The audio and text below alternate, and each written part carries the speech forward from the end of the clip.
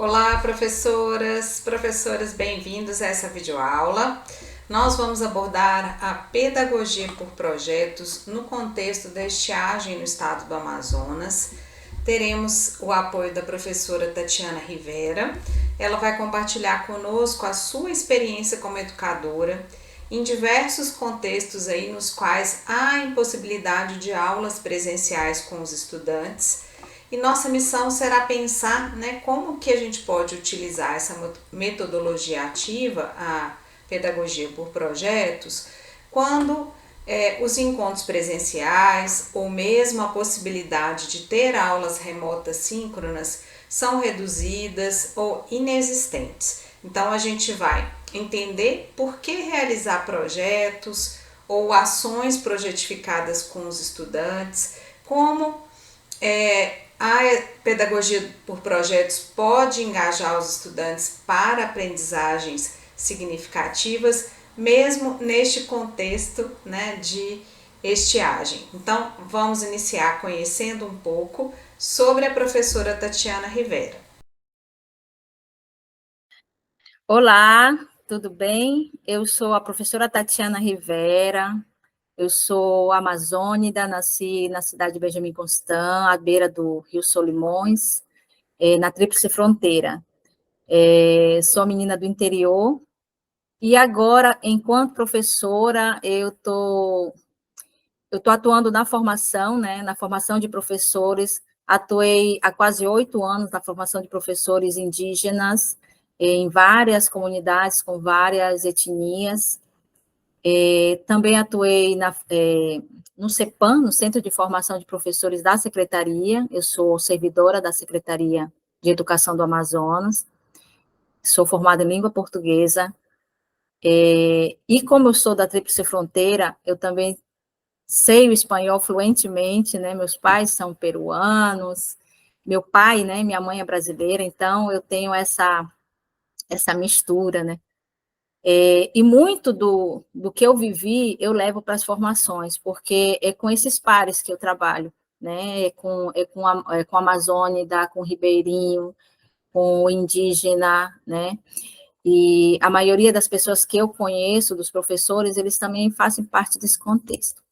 Hoje eu estou atuando e estou vivendo uma outra experiência que não deixa de ser diferenciada, que é a educação especial. E muito do que eu sei, do que eu aprendi com todos os professores nessa grande troca que é a formação de professores, eu aplico também. Tá? E uma das minhas paixões são as metodologias ativas. Então, eu trabalho muito com a metodologia ativa, o ensino híbrido, porque a própria região amazônica, ela te exige a que você tenha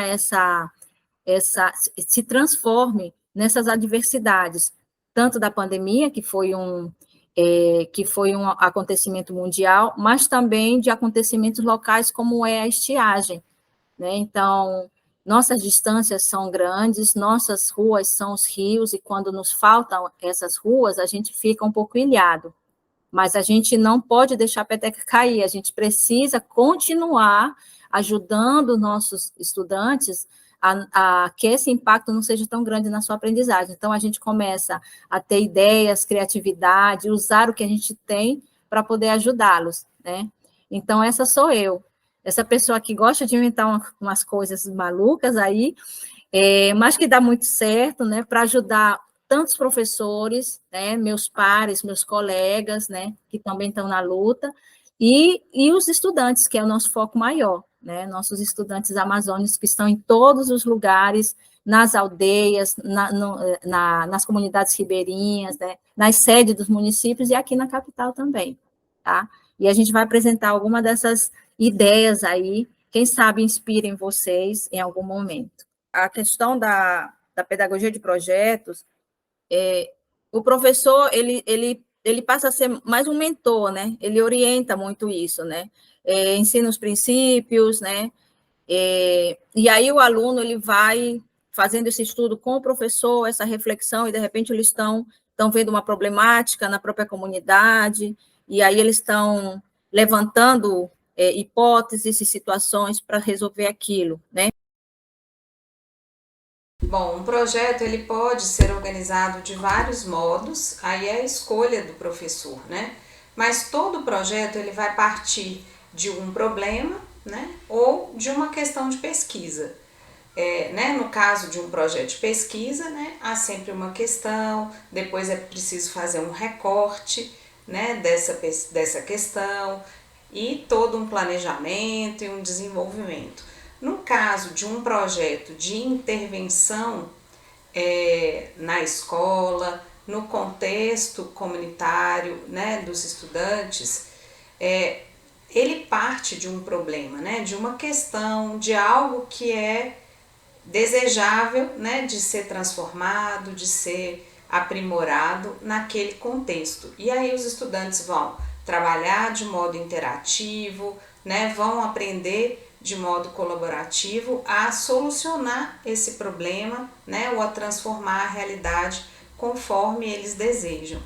Então, os estudantes são convidados, né, por meio da pedagogia de projetos, a planejar, a solucionar junto uma questão, a colocar a mão na massa. Porém, né, num contexto em que esses estudantes, né, não interagem presencialmente com o professor ou em chamadas, né, remotos síncronos, é mais difícil esse professor acompanhar, né, o desenvolvimento desse projeto, né? Inclusive mais difícil o professor mobilizar os estudantes para uma questão, para a realização de determinada ação aí projetificada. E é isso que nós vamos pensar aqui agora, né? Como que o professor, né, sem essa interação mais próxima com os estudantes, pode mobilizá-los, né, para a realização de um projeto.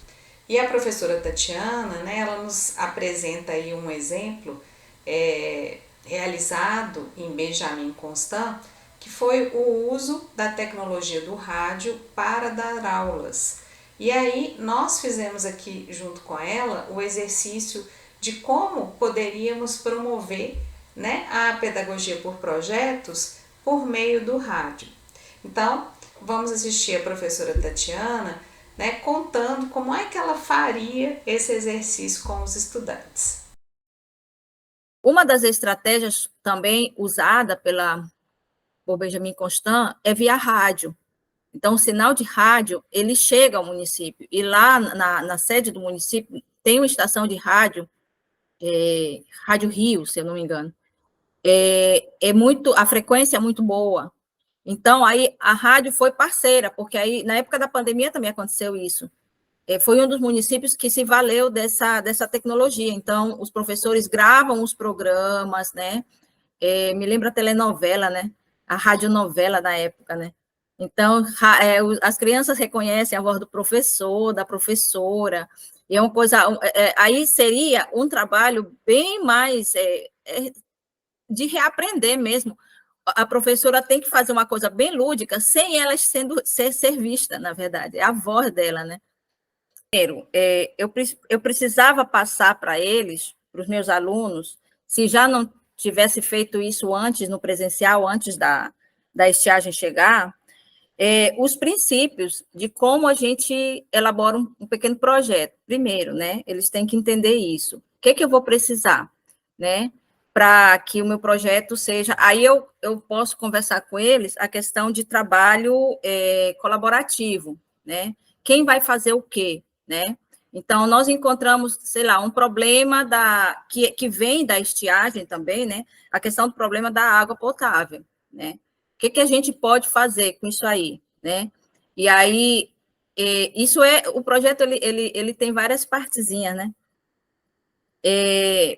A gente pode tratar isso, por exemplo, entrevistar primeiro os moradores, eles podem fazer isso lá, já que eles estão lá, né? Entrevistar alguns moradores, escolher algumas inquietudes deles, né? Para eles poderem entender qual é o problema. Depois eles podem também redigir pedir para eles, isso à distância sempre, né? Porque existem algumas comunidades que, mesmo com a estiagem, no caso de Benjamin Constant, no planejamento deles, nesse calendário diferenciado e tudo, os professores iam 2 vezes por semana para conversar com os alunos, né? Os professores se deslocavam. Mas a aula continuaria, né? Então, aí, de repente, escrever alguma solicitação, carta, não sei, algum documento para as autoridades, né, contando, relatando alguma coisa assim. E qual seria o que nós poderíamos fazer? Porque existem comunidades lá que eles se abastecem da água do rio mesmo, né? Mas só que a água já, quando chega lá, a questão da saúde, ela trata a água e tudo mais. Seria um cenário, né? Um problema que eu encontrei de repente, né? Um outro cenário também poderia ser a questão da própria alimentação, né?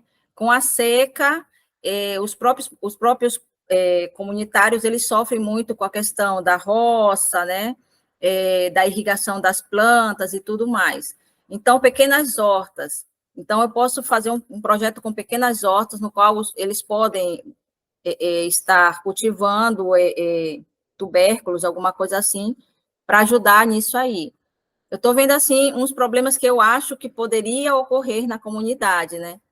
E aí, a questão do projeto eu poderia estar encaminhando essas atividades, eu poderia estar fazendo esses encaminhamentos para eles, e, de repente, eu conversar por grupo. A cada dia eu chamar o grupo, quem que ficou encarregado de fazer a entrevista, tá? Então, agora vamos... não vai ter esse feedback, porque eles vão estar só me escutando no rádio, né? E aí eu vou pontuando o que deveria ter na entrevista, como é que eles deveriam fazer e tudo mais. A gente precisa encantar, sabe, professora? A gente precisa se transformar. O professor é isso, né? E nesse contexto de estiagem ou de pandemia, foi o que aconteceu com os professores. A gente precisa inovar. A gente precisa fazer com aquilo que a gente tem. Muitas comunidades, eles não têm conectividade, mas o que eles têm lá? Né? Eles têm o que lá? Eles têm a paisagem, eles têm lá o cacique que conta história, o mais velho, ele tem aquela casa de farinha que eles fazem. Qual a história da farinha? Quem foi Mani? Por que existe a história de Mani? O que nós temos aqui nesse espaço? Com isso que nós temos, a gente consegue dar uma aula de história, de geografia, de literatura, de contos, de lendas, de muita coisa. Agora, se eu tivesse a oportunidade, em alguns municípios pode acontecer, de eu ir 2 ou 3 vezes por semana na escola, seria interessante, porque aí era um momento de orientação, né? Eu reunir eles e ver o que eles estão construindo, de repente ajustar aqui, ajustar ali, dar umas orientações para eles, né? Tirar dúvidas, né? Porque esse feedback não vai ter no rádio, mas eu posso ter de repente, essa oportunidade de ir, né?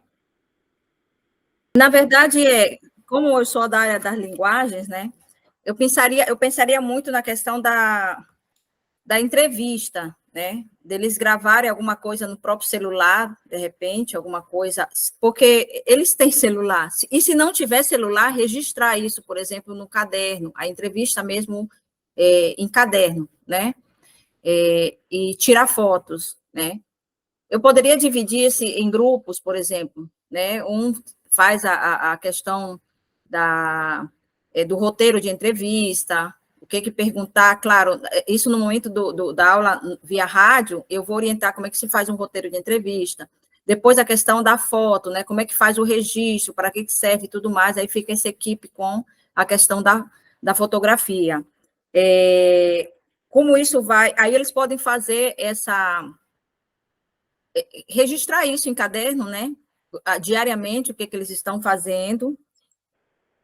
Todo projeto, ele vai ter essa questão da culminância, né, de um produto, de uma solução do problema, né, e essa a gente pode pensar nessa situação assim, nós podemos fazer, e a comunidade precisa estar em volta também, estar envolvida, engajada, né, dá para engajar a comunidade, sim, e pode ser engajando ao longo do processo de pesquisa, de coleta de dados, né, de elaboração do próprio projeto, e também no final, prestando contas, né? Nós fizemos isso, nós detectamos isso e propomos esta solução. Mostrar em forma de painel, em forma de uma roda de conversa com eles mesmo conduzindo, né? Mostrando dados, alguma coisa assim. Enfim, ou então uma pequena gravação, projetando alguma coisa que eles fizeram com o próprio celular, né? Aí é uma coisa já de você, da gente pensar e ver a melhor maneira, porque assim, a gente tem que pensar em contextos diferentes também, né? Então, existem contextos que eu posso ter umas facilidades a mais, tem outros contextos que eu não possa ter, por exemplo, né? Então, tem que ter o plano do abecedário todo, do A a Z, né? Agora, o que eu acho que tem que ter mesmo é o caderno de registro. Eu acho que num projeto precisa ter, nesse caso, nesse contexto, né? Caderno de registro é importante, né? Que eles vão registrando o dia a dia. No dia tal eu fiz isso e tal, né? Elaborar todo um cronograma, né? O cronograma de que vai ser, o que eu vou fazer nessa semana, né? É muito interessante, né, o que a professora Tatiana vai trazendo, né, que é essa possibilidade de engajar os estudantes numa narrativa, né, à distância. Ela até brinca com essa ideia, né, de uma radionovela, né, e esse recurso, né, o professor pode explorar, né, que é um recurso de organizar essa ação, né, de desenvolvimento desse projeto por meio de etapas, né? Cada etapa ele pode lançar um desafio, né? E pedir que os estudantes registrem. É importante que esses estudantes tenham a visão de que eles estão participando de um percurso, é um percurso estruturado em etapas, que tem começo, meio e fim, né? E que o processo de culminância, de socialização dos resultados, é um momento em que eles vão também compartilhar todo o seu processo de desenvolvimento, o que eles aprenderam, né, que o resultado desse projeto ele vai ganhar visibilidade, ele vai ser avaliado pelo professor, ele pode ser exposto na escola, né, o resultado pode ser exposto também na comunidade em que esses estudantes vivem. E o desafio do professor é dar um feedback para os estudantes, poder acompanhar melhor as etapas de perto, ele pode ser superado, né, ou pelo menos minimizado, né, com as orientações claras desse professor, com o professor trazendo diversas alternativas para os estudantes, né, considerando aí diversos caminhos, né? Então ele sempre vai trazendo, olha, se isso não der certo, você pode escolher isso, né? Fortalecendo a autoria do estudante. Então por isso que é bacana a gente pensar que o objeto, né, desse projeto é algo de interesse desses estudantes, que faz sentido para esses estudantes, que os engajam. Então, por exemplo, para mitigar o desafio do acompanhamento, esse projeto pode ser um projeto realizado na casa dos estudantes. Então, cada estudante trabalha e pesquisa algo no seu contexto familiar, né, com apoio da sua família, a partir, talvez, né, de interesses aí das áreas de conhecimento, enfim, em conexão com alguma questão, algum objeto de conhecimento, interesse de desenvolvimento de algumas competências, mas pode-se valer, inclusive, desse apoio, né, da família ou da comunidade. Outra questão interessante, né, é promover a interação e o encontro dos estudantes, né? Então, convidá-los a fazerem esse encontro na casa um dos outros, né, ou em algum espaço comunitário em que eles possam contar com o apoio de alguém e, desse modo, né, garantir que os estudantes registrem todo o processo e que esse registro possa ser conhecido e avaliado pela escola, pelo professor. Agora a professora Tatiana vai compartilhar conosco algumas reflexões sobre o desenvolvimento da pedagogia por projetos por meio do WhatsApp. Do WhatsApp, eu pedi para eles fotografarem alguma situação, eles saíam da escola, né? Alguma situação no município, sei lá, uma pessoa pescando, uma pessoa carregando alguma coisa, um mercado, as pessoas conversando. Eles vão fotografar, jogar para o grupo de WhatsApp e escrever um comentário sobre essa imagem. Então, eu ia trabalhando isso. Ou então eu levava já notícias prontas para eles. Porque assim, o WhatsApp, ele tem uma capacidade de, por exemplo, áudios curtos, né? Ele tem a capacidade de a gente conseguir baixar. Tudo tem que ser em pílulas. Eu não posso fazer coisa longa, né? Eu tenho que fazer orientações bem objetivas e curtas, né? Para ele entender, para ele poder entender o que tem que ser feito. E tem que ser bem objetiva e clara mesmo, que não paire ambiguidades na minha fala, porque ele pode não entender, né? Porque o aluno, talvez mais seria áudio, porque assim, o nosso estudante, ele é um estudante, mesmo sendo de comunidade, estudante é estudante em qualquer lugar. Eles são muito dinâmicos, eles são muito, assim, rápido, as coisas são muito rápidas para eles, então eles querem, se eu for falar muita coisa, eles não vão ter muita atenção, eles já não têm no presencial, né? Se eu falar muita coisa, então tem que ser objetivo, e uma coisa assim, que engaje, que eu sei que vai engajar eles, né? No grupo de WhatsApp, a gente tinha, claro, umas regrinhas. Então, tinha dias que a gente pode abrir o WhatsApp para eles interagirem. Tal dia é o dia que o WhatsApp vai ficar aberto, vai ter essa interação. Nesses outros dias, eu vou estar alimentando com, por exemplo, com PDF ou com um áudiozinho, um filme curto, né? Vamos estar trabalhando este objeto de conhecimento, que é relacionado ao nosso projeto, mas no dia tal, na hora X, vai ficar aberto para interação, né? Interação por áudio, interação escrita, pode ser, né? Mas aí a professora vai estar atenta a que todos participem, verificar se todos estão realmente participando, né? O WhatsApp, ele te dá algumas funções que eu achei legal também a questão da enquete no WhatsApp. O WhatsApp tem uma enquete que eu usava muito. Bom, o desenvolvimento de projetos mobilizados aí pelo WhatsApp já oportuniza mais interação, né, entre o professor e os estudantes e entre os estudantes entre si. Fica mais fácil o professor estruturar junto à turma, né, o percurso de um projeto, mobilizando, né, os estudantes gradativamente aí para cada etapa de trabalho. Também é mais fácil ele acompanhar o andamento das atividades pelos estudantes, avaliá-los, dar feedback, né?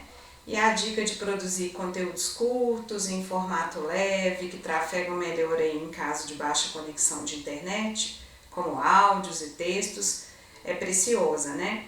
E o professor pode programar que os estudantes façam os registros do percurso e suas atividades não mais em um caderno, né, o diário de bordo.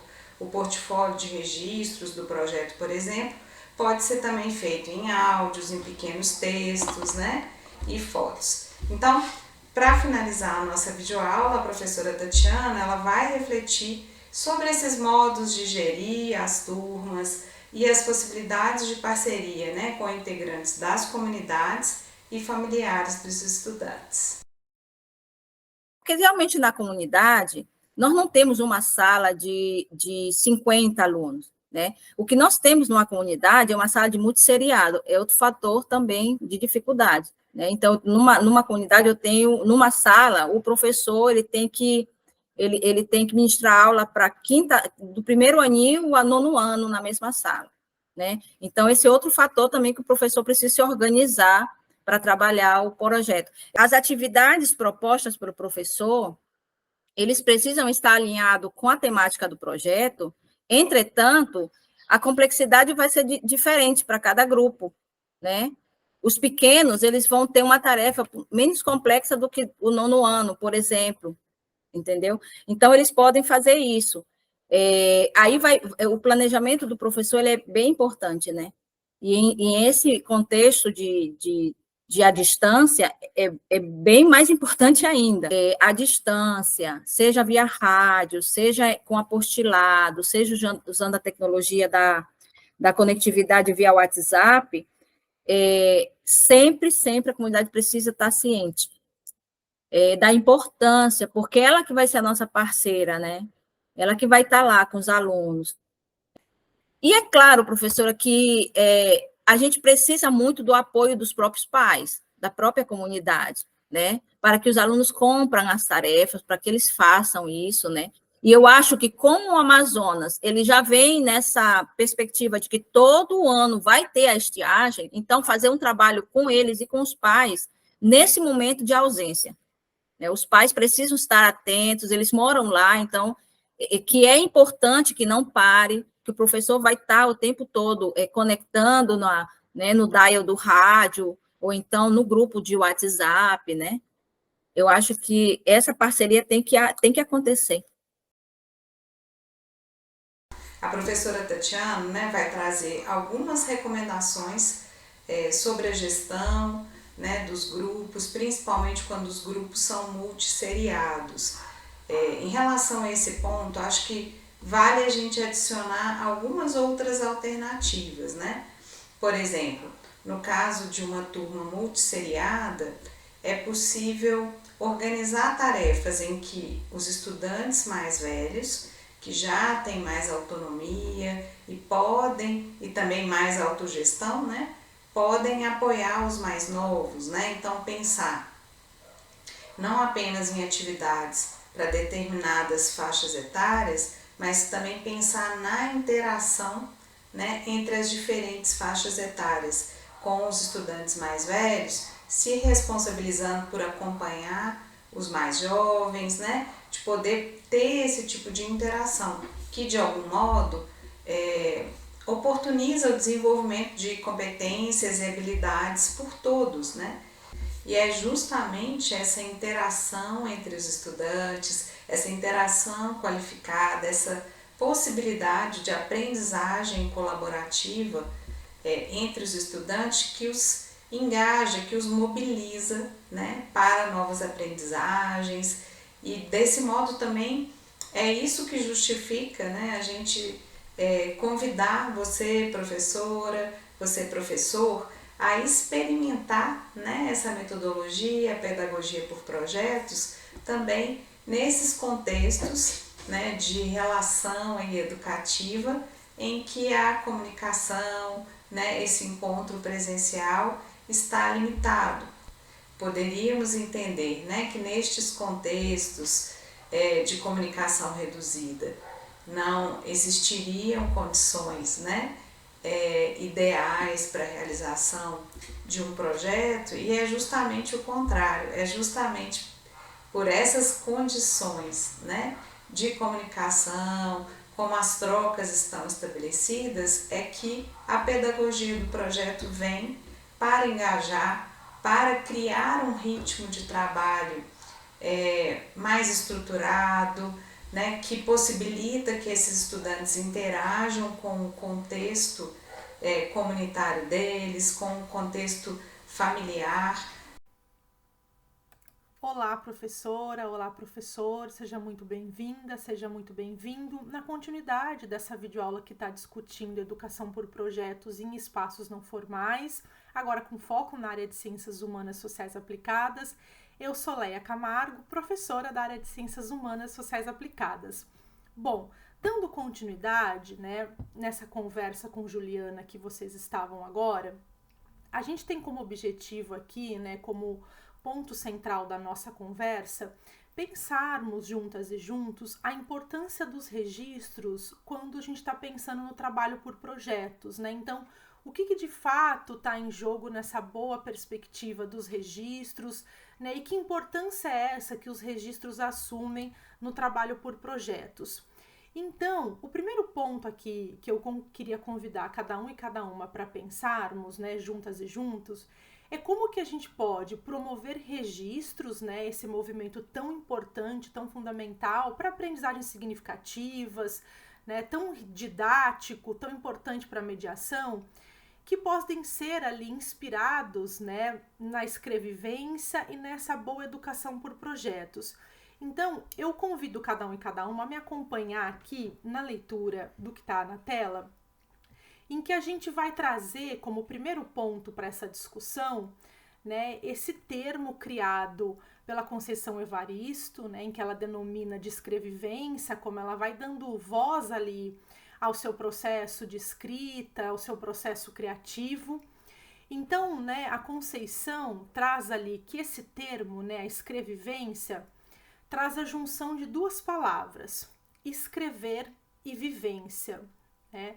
Mas que a escrevivência está de fato ali, né, a força que a habita, né, que traz essa palavra e essa perspectiva, não é simplesmente da junção dessas duas palavras tão importantes, né, escrever e vivência, mas sim, né, na sua genealogia, ou seja, no como e onde principalmente, né, essa palavra nasce, a junção dessas duas palavras nascem.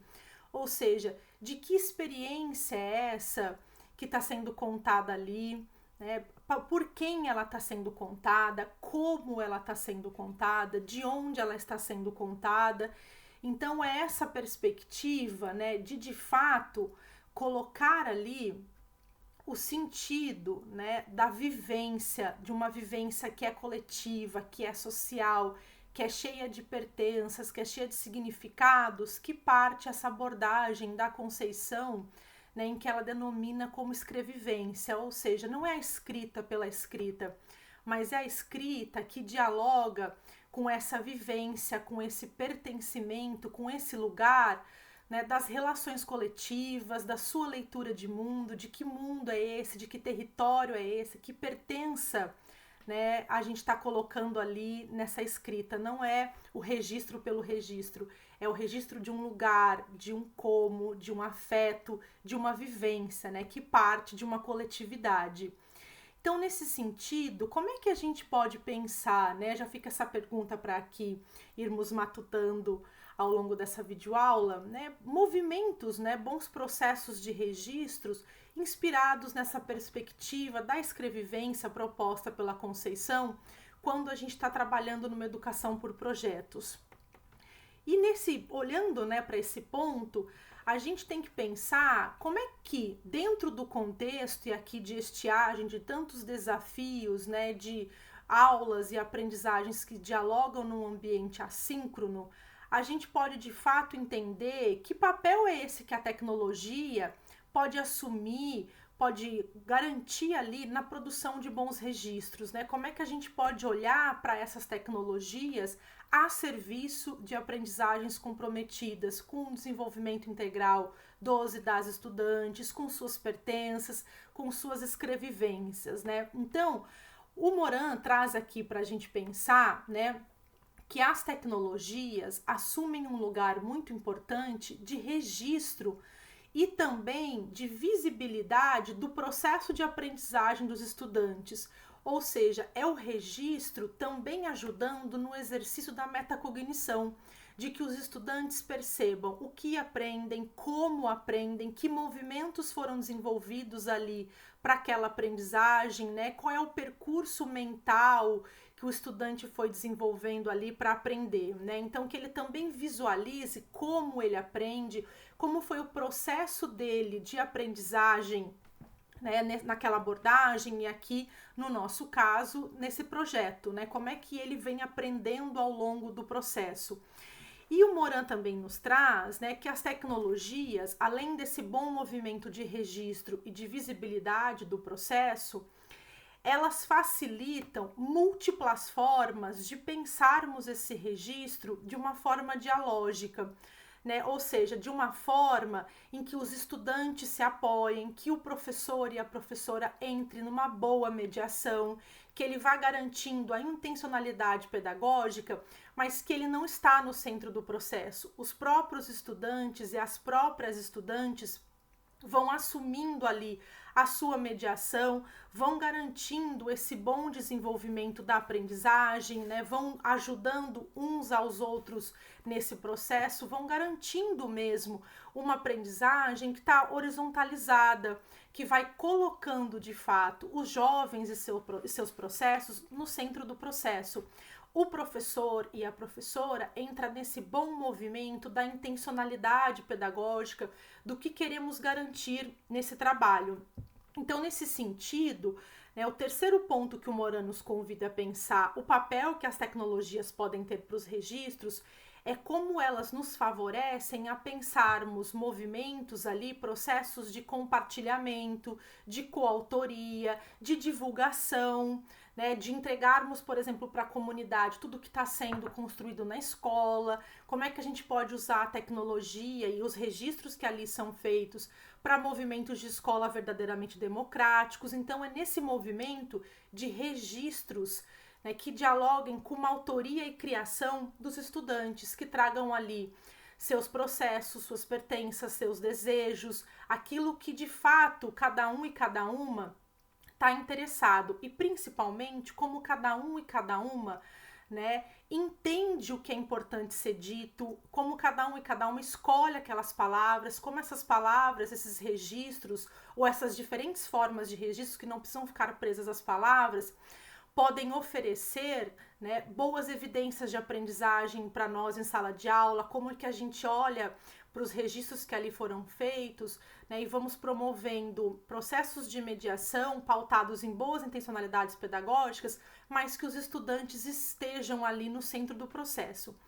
E para a gente se inspirar aqui, conhecer um possível movimento, a gente vai olhar aqui, né, conhecer um pouquinho da prática do professor Natalino Marx, que vai nos contar como que ele trabalha com os processos de registro nas suas aulas. Um dos pontos importantes, assim, das estratégias que eu utilizo são as tecnologias. Principalmente essas tecnologias que os alunos trazem para a escola, que é o celular. Né? O celular, ele tem aplicativos tipo Padlet, entre tantos outros aplicativos, que podem ser usados para registro. Então, eu acredito que o registro seja uma estratégia muito importante, não só para o professor, mas principalmente para o aluno, porque através do registro, de tudo que ele faz, ele pode enxergar todo o seu percurso. Então, você sistematizar um percurso é você olhar e ver como é que você construiu aquelas aprendizagens. Né? E se você não conseguiu alcançar aquela aprendizagem em algum ponto, você pode mudar, mas para isso tem que estar registrado.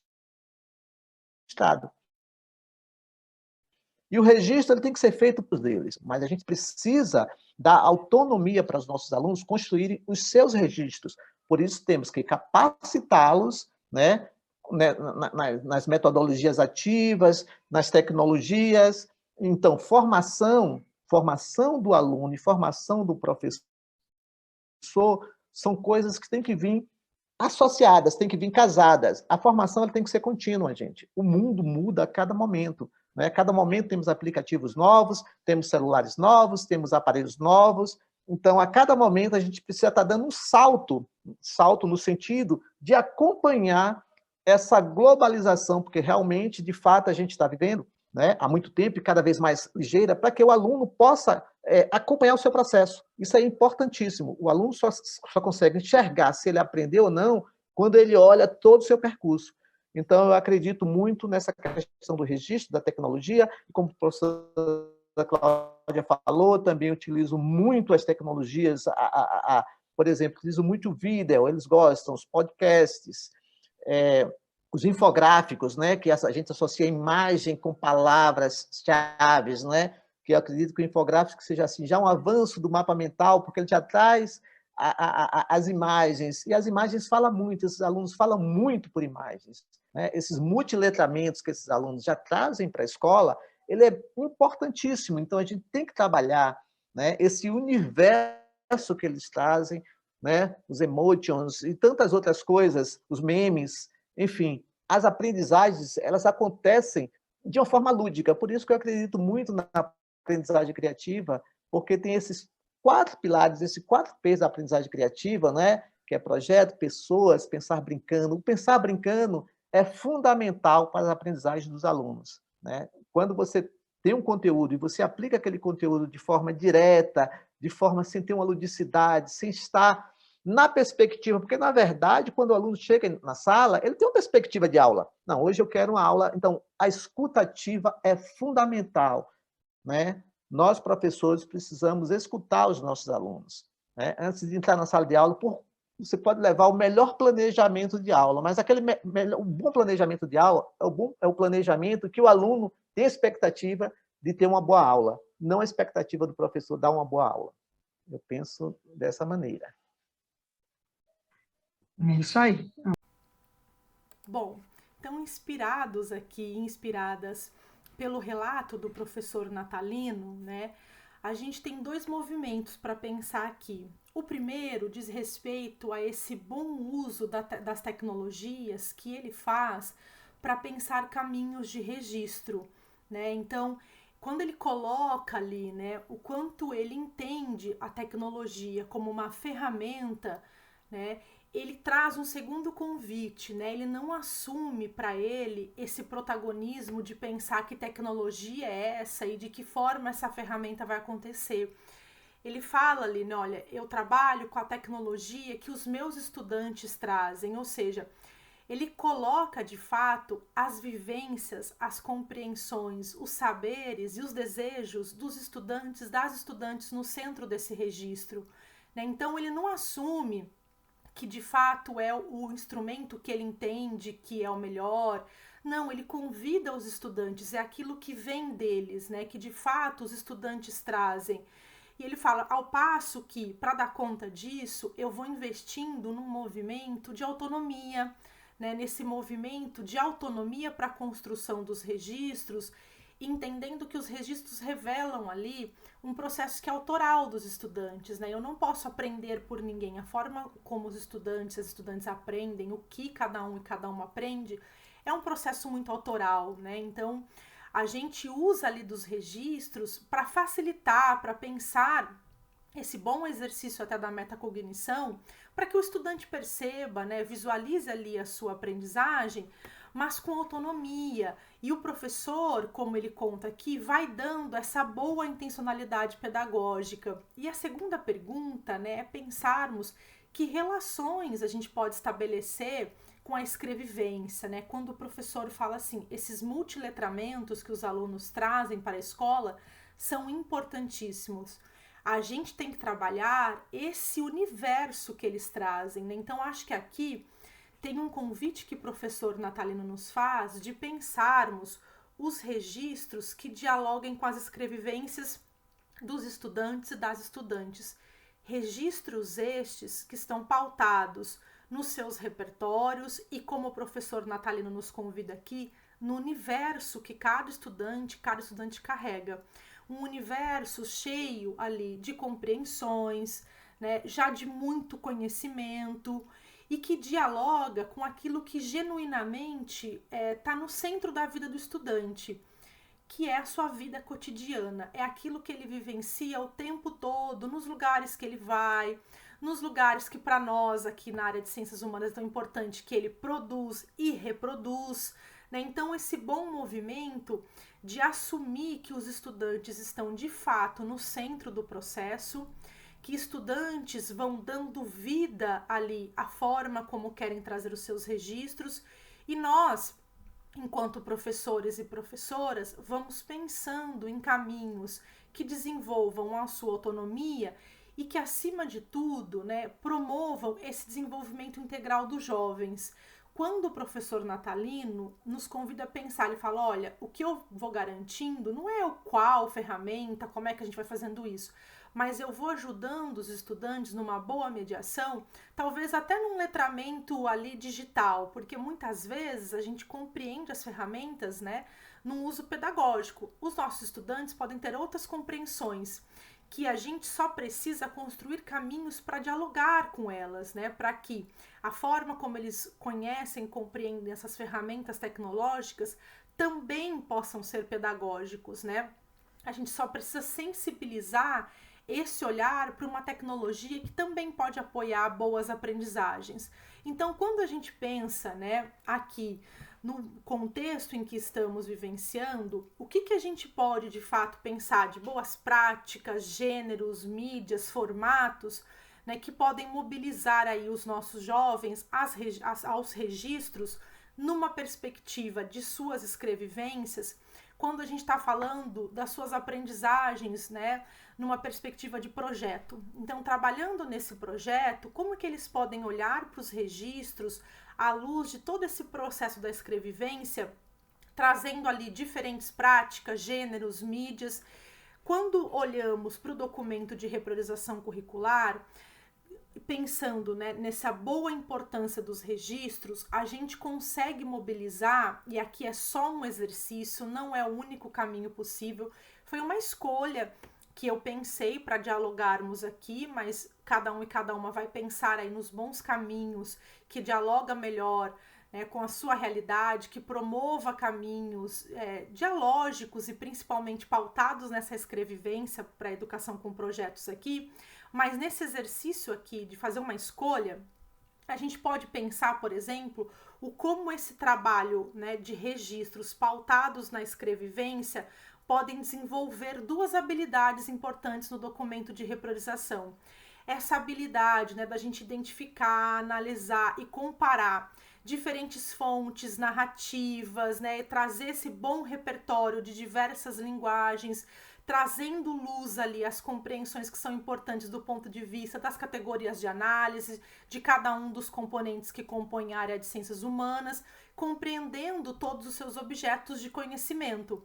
Então, como a gente pode olhar para essa habilidade e garantir o bom desenvolvimento pautado no compromisso com registros à luz das escrevivências no trabalho por projetos, assim como esses registros, né, trazendo as escrevivências dos jovens, podem ser importantes evidências de aprendizagem de como os estudantes estão mobilizando a habilidade de conhecer e valorizar a identidade amazônica, considerando a diversidade sociocultural e étnica, né? Então, como esses registros, como essa escrevivência que está posta no registro, pode ajudar cada um e cada uma de nós a mapear, por exemplo, boas evidências de aprendizagem dessa habilidade, assim como pode nos ajudar a pensar aqui todos os eixos temáticos que estão propostos no documento, como economia, trabalho, diversidade, equidade, né? Então, que a gente dê conta desse documento que é orientador, mas que também é orientador das nossas práticas e como elas ganham vida nas nossas salas de aula. Então, aqui foi um exercício possível para pensarmos caminhos. Espero que tenha feito sentido e gostaria de convidar cada um e cada uma para avaliar essa formação e trazer aqui como é que isso chegou para vocês. Muito obrigada, espero que a gente se veja em breve.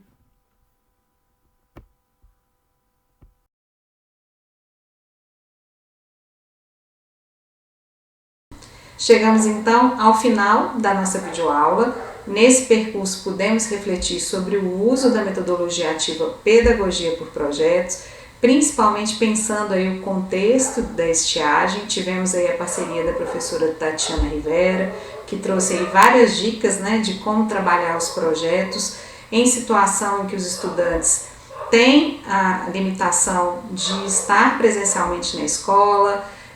Então ela trouxe aí dicas sobre o uso do rádio, da tecnologia do rádio e como a gente poderia mobilizar ações projetificadas a partir do uso dessa tecnologia. Também refletimos sobre o uso do WhatsApp e como mobilizar os estudantes para o desenvolvimento de projetos neste contexto remoto síncrono. E você depois pôde refletir um pouco mais sobre o uso dessa metodologia articulada à sua área de conhecimento. Desejamos então que você aplique esse conhecimento e realize projetos mobilizadores de aprendizagens significativas com os estudantes em sua escola. Até a próxima!